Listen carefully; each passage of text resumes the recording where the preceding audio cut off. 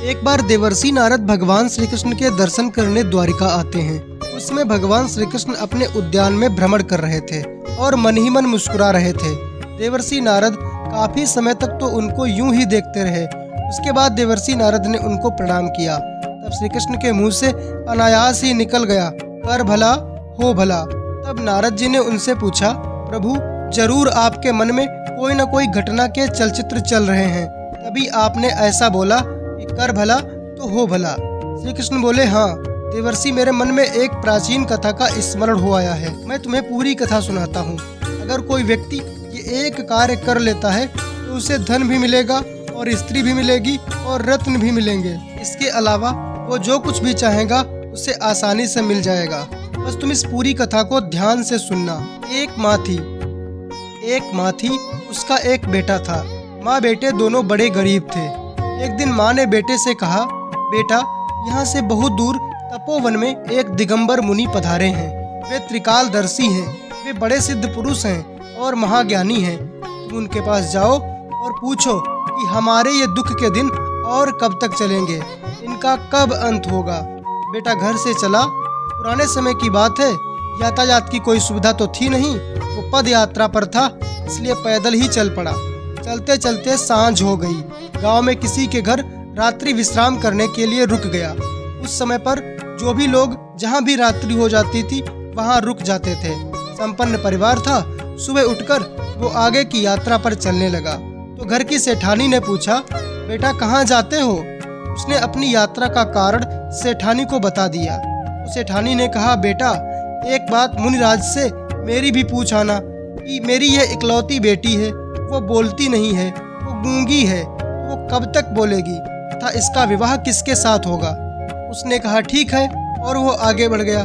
रास्ते में उसने एक और जगह पड़ाव डाला। अब की बार उसने एक संत की कुटिया में पड़ाव डाला था।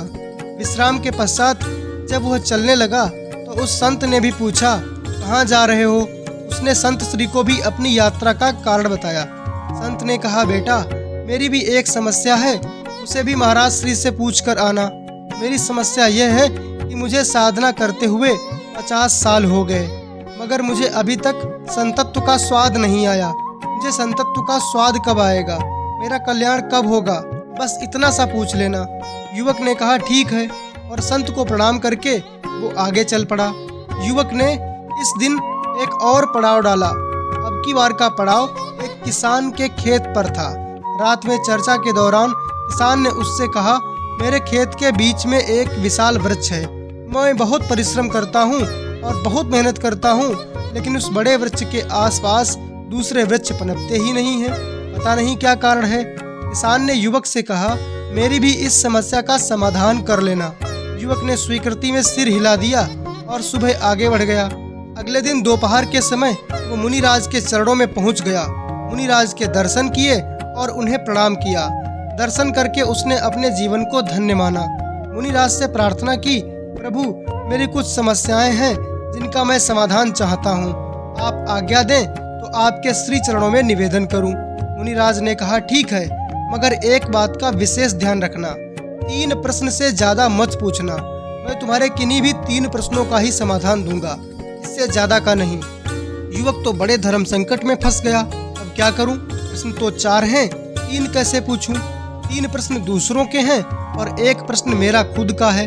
अब किसका प्रश्न छोड़ दूं? क्या लड़की का प्रश्न छोड़ दूं? नहीं, ये तो ठीक नहीं है। ये उसकी जिंदगी का सवाल है। तो क्या महात्मा के प्रश्न को छोड़ दूं? ये भी नहीं हो सकता। तो क्या किसान का प्रश्न छोड़ दूं? नहीं, ये भी ठीक नहीं है।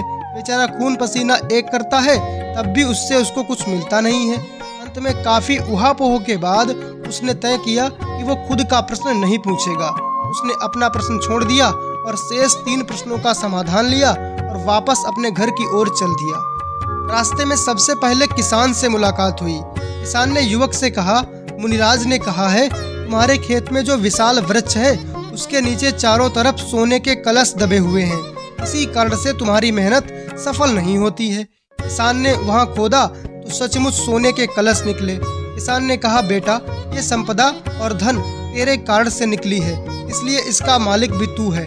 और किसान ने वो सारा धन उस युवक को दे दिया। युवक आगे बढ़ा। अब संत के आश्रम में आया। संत ने पूछा, मेरे प्रश्न का क्या समाधान बताया है? युवक ने कहा, स्वामी जी क्षमा करना, मुनिराज ने कहा है कि आपने अपनी जटाओं में कोई कीमती मणि छुपा रखी है। जब तक आप उस मणि का मोह नहीं छोड़ेंगे तब तक आपका कल्याण नहीं होगा। साधु ने कहा, बेटा तू ठीक कहता है, सच में मैंने एक मणि अपनी जटाओं में छिपा रखी है और मुझे हर वक्त इसके खो जाने का डर रहता है, इसलिए मेरा ध्यान भजन सुमिरन में भी नहीं लगता। ले अब इसे तू ही ले जा। और साधु ने वह मणि उस युवक को दे दी। युवक दोनों चीजों को लेकर फिर आगे बढ़ा। अब वह सेठानी के घर पे पहुंचा। सेठानी दौड़ी दौड़ी आई और पूछा, बेटा बोल क्या कहा है मुनिराज ने? युवक ने कहा, माँ जी मुनि ने कहा है कि तुम्हारी बेटी जिसको भी देखकर ही बोल पड़ेगी वही इसका पति होगा और तभी इसका गूंगापन भी चला जाएगा। अभी सेठानी और युवक की बात चल ही रही थी कि वो लड़की अंदर से बाहर आई और उस युवक को देखते ही एकदम से बोल पड़ी। सेठानी ने कहा, बेटा आज से तू ही इसका पति हुआ।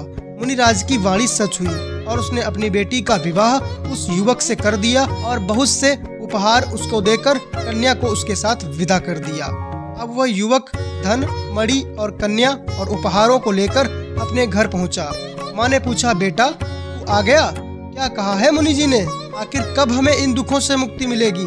बेटे ने कहा, मुक्ति मिलेगी नहीं, मुक्ति मिल गई है। मुनिराज के दर्शन कर मैं तो धन्य हो गया। उनके तो दर्शन मात्र से ही जीवन के दुख, पीड़ाएं और दर्द खो जाते हैं। माँ ने पूछा, तो क्या मुनिराज ने हमारी समस्याओं का समाधान कर दिया? बेटे ने कहा, हाँ माँ, मैंने तो अपनी समस्या उनसे पूछी ही नहीं और समाधान भी हो गया। माँ ने पूछा, वो कैसे? बेटे ने कहा, माँ मैंने सबकी समस्या को अपनी समस्या समझा तो मेरी समस्या का समाधान स्वतः हो गया। जब दूसरों की समस्या अपनी खुद की समस्या बनने लगती है तो फिर अपनी समस्या कोई समस्या ही नहीं रहती। जो दूसरों के लिए सोचता है ईश्वर स्वयं उसके लिए करते हैं। देवर्षि, यदि कोई व्यक्ति रोज सुबह उठकर ईश्वर से ये प्रार्थना करे, हे प्रभु आज मैं किसी को भी दुखी न देखूं, तो सचमुच उसके भी सभी दुख हमेशा के लिए समाप्त हो जाएंगे और जो वो चाहेगा उसे आसानी से प्राप्त हो जाएगा।